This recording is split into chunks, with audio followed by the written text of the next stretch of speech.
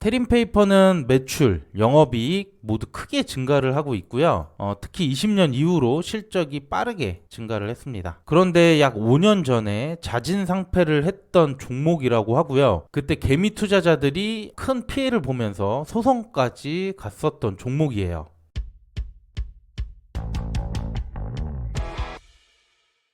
안녕하세요. 집에서 돈 버는 방법, 집돈버 굿즈입니다. 어제 대명에너지가 끝났는데요. 이제 또 2주차 공모주 청약을 준비해야 될 때가 된 것 같습니다. 특히 다음 주는 청약이 많이 몰린 상황이고요. 그 중에 골판지 제조업체 테임페이퍼를 오늘 확인해 볼게요. 선택지가 많기 때문에 과연 청약할 종목이 맞을지 오늘 미리 점검해 보도록 하겠습니다. 구독과 좋아요, 알림 설정은 저에게 큰 힘이 됩니다. 먼저 일정인데요. 테림페이퍼는 5월 11일 수요 예측 결과가 나오고요. 그리고 목금 이틀간 청약을 진행합니다. 이제 대부분 아실 것 같은데 이때 청약이 총 5개가 몰려 있습니다. 그래서 비례 청약하는 분들은 자금을 잘 배분할 필요가 있고요. 다행히 비플라이 소프트가 5월 30일로 청약이 연기가 돼서 최종 4개 종목을 비교해야 될 것 같아요. 5월 11일 수요 예측 결과가 모두 나오기 때문에 이때 최종적인 결정을 해주시면 될 것 같습니다. 또 테림페이퍼 환불은 5월 17일 화요일이라서 환불에 총 4일이 소요된다는 점 참고해 주세요. 그럼 공모주 상세 내용 보겠습니다. 테림페이퍼는 골판지 그리고 골판지 상자를 제조를 하는데요. 골판지 원지 사업에서 국내 1위 업체라고 합니다. 상세한 내용은 조금 뒤에 다시 다뤄보고요. 이번 청약의 공모 주식수는 총 810만 주, 일반 청약자에게 25%를 배정하고요. 모집 금액은 최대 1783억, 중역급 공모주죠. 그리고 시가총액은 7131억이 예상됩니다. 주관사는 신한금융, 하나금융투자 두 곳이고요. 공모가 밴드는 19,000원에서 22,000원, 유통 가능 물량이 20% 매우 적은 편에 속해요.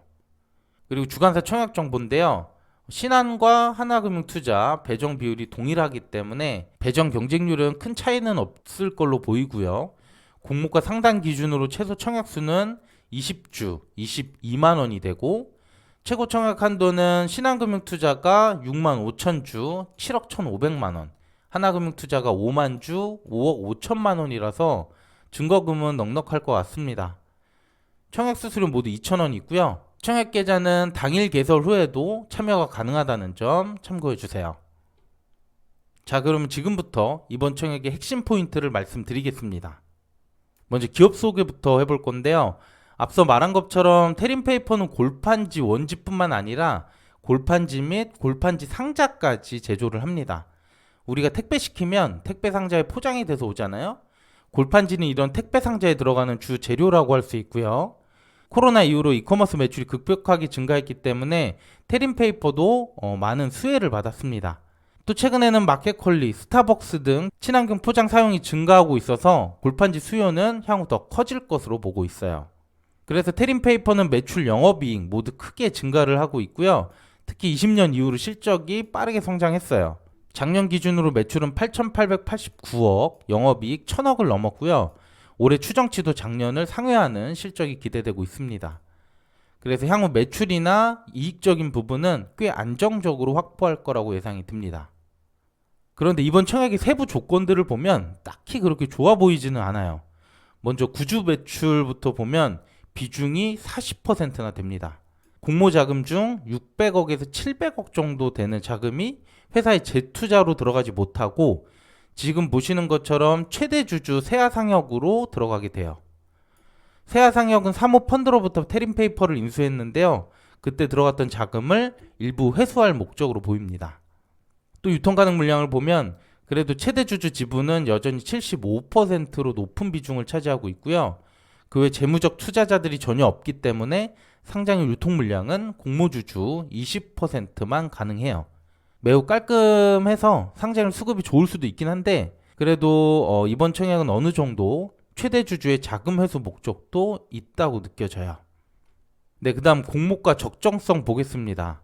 먼저 유사기업으로 총 6개 기업을 선정했다가 최종적으로 3개 기업으로 축약했고요. 아세아제지, 대형포장, 삼보판지가 되겠습니다.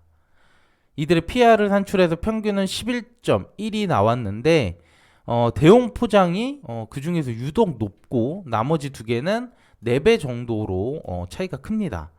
평균이라고 하지만 사실 대용 포장 때문에 PER이 급격히 상승했다고 볼 수도 있죠. 그래서 이렇게 나온 PER을 작년 당기 순이익에 적용을 해주고요. 주당 평가가액 24,900원을 산출했어요. 또 여기에다가 할인율 23.69%에서 11.65%를 적용했는데 최근 5개년 코스피 상장 기업 평균과 비교해보면 상단 할인율은 거의 절반밖에 안 돼요.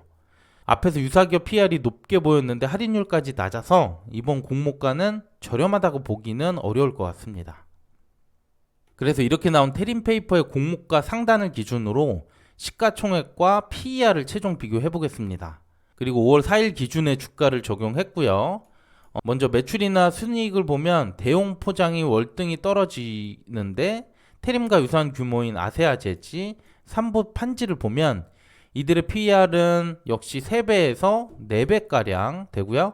시가총액도 삼보가 2,200억, 아세아제지가 4,000억 정도 돼요. 그런데 테린페이퍼는 PER이 9.8배가 나오고 시가총액도 순이익이 더 큰 아세아보다 3,000억이 높습니다. 제가 아무리 찾아봐도 유사기업 대비 너무 PER이 높은 것 같고요. 수요 예측 때 공모가 하단으로 결정이 돼도 상장일 수익이 나기는 쉽지 않다고 생각이 들었어요. 마지막으로 테린페이퍼는 약 5년 전에 자진상폐를 했던 종목이에요. 테린페이퍼 창업주가 사모펀드의 운영사의 회사를 매각하면서 헐값에 주식 매도 청구를 했거든요. 사모펀드가 수천억의 배당 수익을 올리는 동안 개미 투자자들은 큰 피해를 보면서 소송까지 갔었다고 합니다. 그 뒤에 세아그룹으로 다시 매각이 되면서 현재 최대 주주가 됐는데요. 그래서 이번에 증권신고서에도 주주 친화 정책을 약속했다고 합니다. 이렇게 재상장하는 거는 매우 이례적인 케이스라고 하고요. 좋은 이슈가 아니었기 때문에 이번 공모주 결정할 때 잘 참고해 주시길 바라겠습니다. 네, 그러면 오늘 말씀드린 내용 장점과 단점 요약해 보겠습니다. 먼저 이커머스가 성장하면 골판지 업종도 영향을 주기 때문에 테린페이퍼의 기업 성장성은 어느 정도 기대가 되고 있습니다. 그리고 20년 이후부터 코로나 이후의 수혜 기업으로 보이면서 매출이 지속적으로 확대가 됐고요. 유통 가능 물량이 20%고 기존 주주도 없기 때문에 상장일 좋은 수급을 기대해 볼 수 있습니다. 하지만 가온칩스, 원스토어 등 다수 공모주와 일정이 겹친다는 점, 그리고 구주 매출이 40% 있고 이게 또 최대 주주잖아요. 그래서 공모자금의 일부는 재투자가 되지 않는다는 점이 있고요. 유사기업보다 매우 높은 시가총액과 PER이 계산이 됐기 때문에 공모가 매력도 떨어진다고 보여요. 마지막으로 코스피 재상장 논란이 있기 때문에 역시 부정적인 이슈가 있는 공모주라고 할 수 있습니다. 네, 오늘 테린페이퍼 공모주 알아봤는데요. 원스토어 가온칩스와 잘 비교하셔야 되고요. 저는 다음 주에 이들의 수요 예측 결과가 나오면 어떻게 청약하면 좋을지 최종적으로 정리 한번 해드리도록 할게요. 오늘도 괜찮았다면 구독과 좋아요, 알림 설정 부탁드립니다. 감사합니다.